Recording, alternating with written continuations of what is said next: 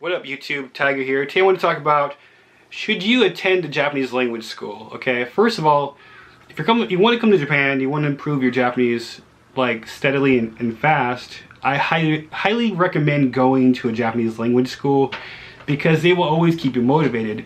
When you self-learning, you might have fire for like a few months, but there can be moments and times where you're like, why am I doing this, you know? But when you're with school, you don't have time to question that. You just keep getting pushed and keep going, no matter what happens. And I felt like for me that's kind of better. I talked to one of my buddies who's like really good at Japanese, and he attended a Japanese language school when he first came here. He's from Israel, and then from there he actually attended a Japanese university and passed that.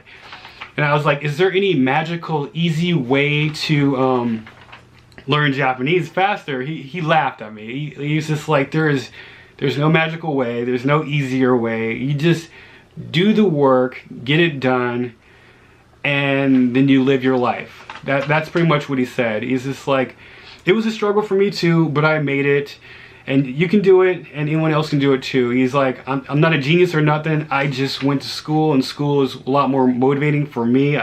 He's like, I could have did it alone, but I've looked around and I saw a lot of my buddies, they're doing it that way, but they weren't really progressing very fast. So he said he went the school route, and yeah, now he's like really proficient in Japanese. He has a good job.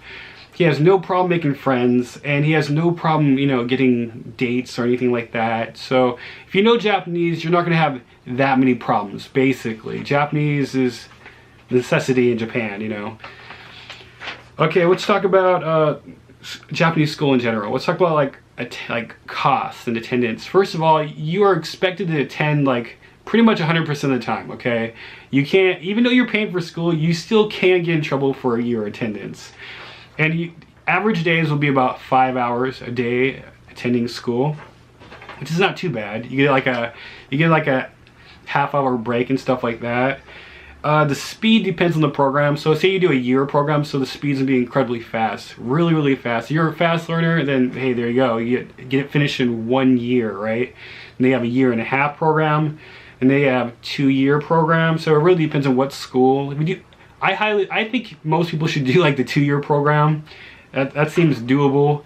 I attempted the year program, and I burned out in 2 months. It was just way too fast. Like every day it was like 25 new words, like 5 to 10 more kanji, and like I think it was like every 3 days we had to do a whole new chapter. And that's, you know, like grammar, yeah, everything, just, and new phrases, putting everything together and just learning. It was way too fast. I mean, I kind of caught on to the rhythm of it, but overall in the end I burned out. So you have to really think about like how well you did in school in the US, because these language schools actually, they go, I would say 3 times faster than an average US college classroom, okay? College level. So if you think college was like super easy and you didn't struggle at all, you didn't study much, I think you should go to a language school. If it was like a super big struggle, you should really consider what program you go into language school if you attend one. I would recommend a longer, you know, program, so you have more time to study and adjust to the speed of the school. So okay, let's talk about cost of attending one. So say you come here, you sign up for a 2-year program. It's like college tuition, so it's gonna be between $8,000 and $12,000 a year, and your interest fee is probably going to be range from $300 to $500. Just give them that much money just to say, can I walk in the door? So whereas a 1-year program, interest fee is the same, but it's going to cost more just because they're cramming more all into 1 year.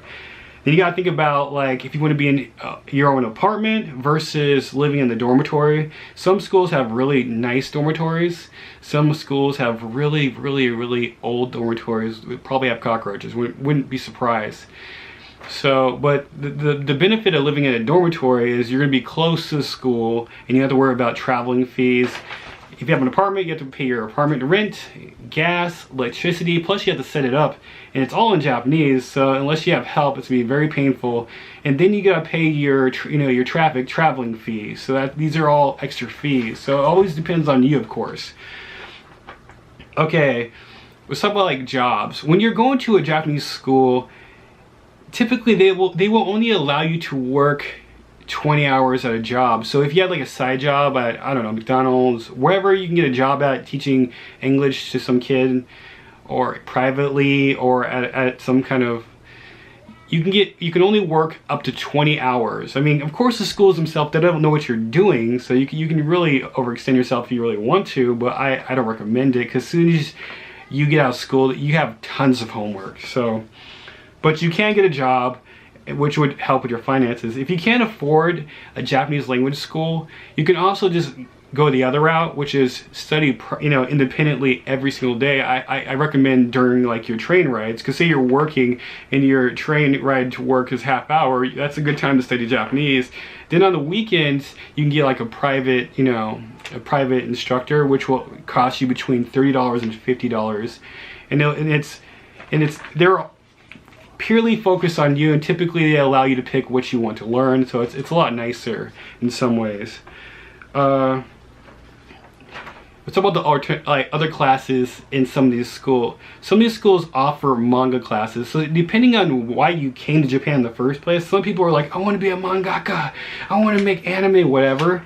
Some of these schools offer those classes, but you have to get to an N3 level. It starts at N5. So N5 is like your beginning, N4 you're progressing, and usually by N3 you're like fairly conversational. So the teacher can have a conversation with you for more than like 2 seconds, more than nice to meet you, what's your name, what's your hobbies. You can keep talking, you know, for a long time. So that's about N3 level right there.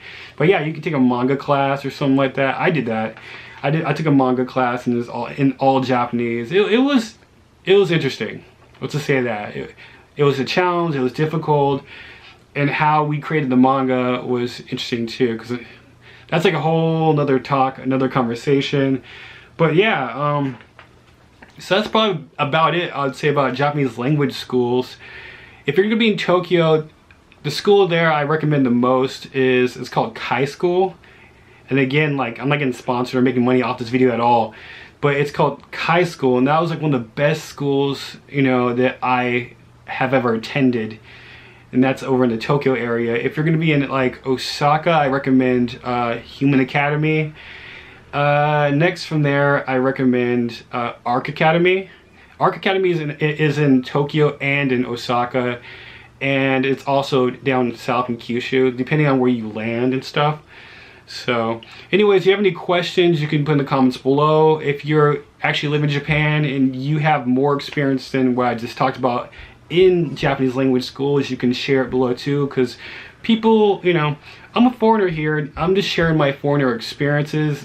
Not all of our experiences are the same, and the goal is, in my opinion, to help other foreigners if their dream or just want is to come here and be here for a while, and again to get that experience. Anyways, peace until next video.